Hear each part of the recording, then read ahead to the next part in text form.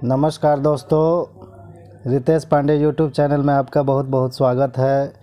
आइए हम आपको देव प्रबोधिनी एकादशी व्रत कथा सुना रहा हूँ। ब्रह्मा जी बोले, हे मुनि श्रेष्ठ, आप पापों को हरने वाली, पुण्य और मुक्ति देने वाली एकादशी का महात्म्य सुनिए। पृथ्वी पर गंगा की महत्ता और समुद्रों तथा तीर्थों का प्रभाव अब तभी तक है जब तक कि कार्तिक की देव प्रबोधिनी एकादशी तिथि नहीं आती। मनुष्य को जो फल 1000 अश्वमेध और 100 राजसूय जगों से मिलता है, वही प्रबोधिनी एकादशी से मिलता है।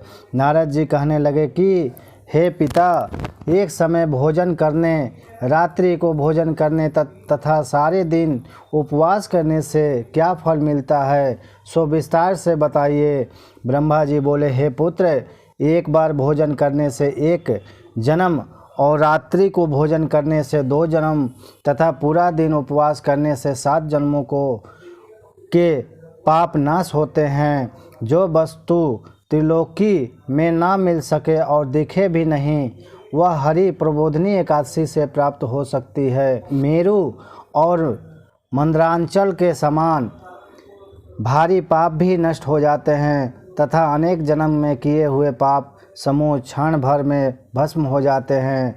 जैसे रुई के बड़े ढेर को अग्नि की छोटी सी चिंगारी पल भर में भस्म कर देती है। विधि पूर्वक थोड़ा सा पुण्य कर्म बहुत फल देता है, परंतु विधि रहित अधिक किया जाए तो भी उसका फल कुछ न कुछ मिलता है। संध्या न करने वाले नास्तिक, वेद निंदक, धर्मशास्त्र को दूषित करने वाले, पाप कर्मों में सदैव रत रहने वाले, धोखा देने वाले ब्राह्मण और शूद्र, परस्त्री गमन करने वाले तथा ब्राह्मणी से भोग करने वाले, ये सब चंडाल के समान हैं। जो विधवा अथवा साधवा ब्राह्मणी से भोग करते हैं, वे अपने कुल को नष्ट कर देते हैं।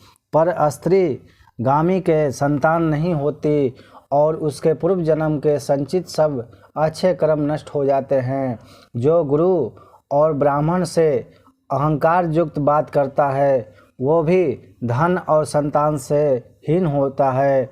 भ्रष्टाचार करने वाला, चंडाली से भोग करने वाला, दुष्टि की सेवा करने वाला और जो नीच मनुष्य की सेवा करते हैं या संगति करते हैं, ये सब पाप हरि प्रबोधिनी एकादशी के व्रत से नष्ट हो जाते हैं। जो मनुष्य इस एकादशी के व्रत को करने का संकल्प मात्र करते हैं, उनके 100 जन्मों के पाप नष्ट हो जाते हैं। जो इस दिन रात्रि जागरण करते हैं, उनकी आने वाली 10,000 पीढ़ियाँ स्वर्ग हो जाती है। नरक के दुखों से छूटकर प्रसन्नता के साथ सुसज्जित होकर वे विष्णु लोक को जाते हैं। ब्रह्मत्यादि महान पाप भी इस व्रत के प्रभाव से नष्ट हो जाते हैं। जो फल समस्त तीर्थों में स्नान करने, गौ, स्वर्ण और भूमि का दान करने से होता है, वही फल इस एकादशी की रात्रि को जागरण से मिलता है। हे मुनि शार्दुल, इस संसार में उसी मनुष्य का जीवन सफल है जिसने हरि प्रबोधिनी एकादशी का व्रत किया है। वही ज्ञानी, तपस्वी और जितेंद्रिय है तथा उसी को भोग एवं मोक्ष मिलता है।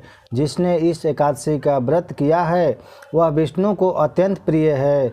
मोक्ष के द्वार को बताने वाली और उसके तत्व का ज्ञान देने वाली है। मन, कर्म, वचन तीनों लोक प्रकार के पाप इस रात्रि को जागरण करने से नष्ट हो जाते हैं। इस दिन जो मनुष्य भगवान की प्रसन्नता के लिए स्नान, दान, तप और यज्ञादि करते हैं, वे अक्षय पुण्य को प्राप्त होते हैं। प्रबोधिनी एकादशी के दिन व्रत करने से मनुष्य के बाल, यौवन और वृद्धावस्था में किए समस्त पाप नष्ट हो जाते हैं। इस दिन रात्रि जागरण का फल चंद्र सूर्य ग्रहण के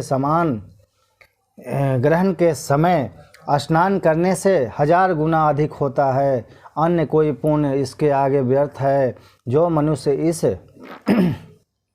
व्रत को नहीं करते, उनके अन्य पुण्य भी व्यर्थ ही है।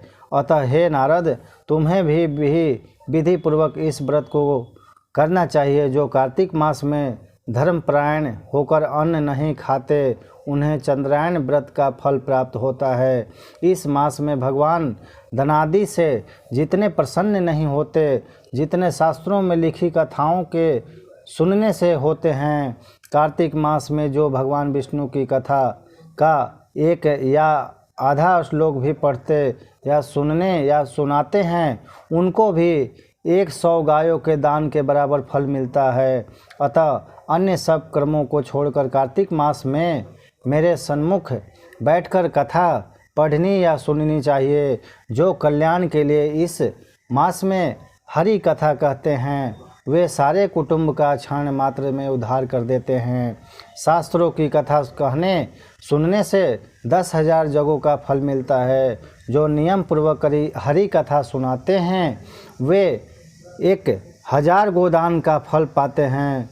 विष्णु के जागने के समय जो भगवान की कथा सुनाते हैं वे 7 दीपों समेत पृथ्वी के दान करने का फल पाते हैं। कथा सुनकर वाचक को जो मनुष्य सामर्थ्य के अनुसार दक्षिणा देते हैं उनको सनातन लोक मिलता है।